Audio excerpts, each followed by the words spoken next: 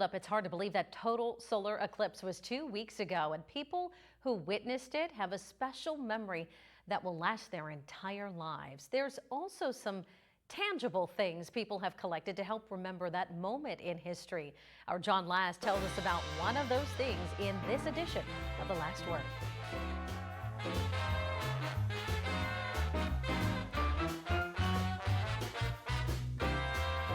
It was quite a build-up to the total solar eclipse. News coverage on every possible angle you could think of.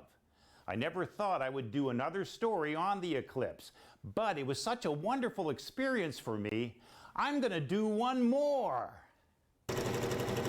Kelly Giewant is the owner of Kelly's Sewing Corner in the Village West Plaza in Mill Creek. Months ago, she and other merchants at Village West knew that the total solar eclipse would be a big deal in Erie, drawing thousands and thousands of people. By that point, the merchants had gotten together and said, well, this is a big event. We'll have a lot of people in Erie, so we need to do something. So we were trying to draw people into the plaza. In January, they decided to plan a big solar eclipse shopping bonanza to be held the weekend before the eclipse. Kelly immediately began to work on this, a magnificent solar eclipse quilt. The quilt features the different stages of the eclipse, with the total eclipse in the middle. It wasn't an easy project. Even though Kelly started the quilt in January, she just managed to finish before the rush of visitors came to town. I had it finished 4 days before the eclipse. I just got it hung on Friday before the eclipse. Kelly showcased the quilt in the store's front window for 1 day. She took it down so the sunlight would not cause the colors to fade.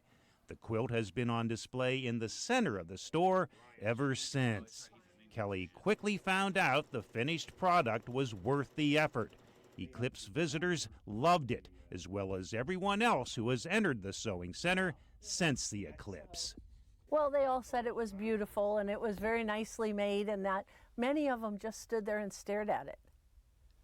They were just in awe to think that you could take an eclipse and put it onto a quilt. All that work, all that admiration. If it were me, I would never part with this quilt. Kelly says, yeah, she would sell it. I would sell it. I can make another. It wouldn't bother me at all. Kelly acquired the pattern from a designer in Canada. She has plenty for herself or for any other quilters who want to create a special memory from a special solar event in Erie.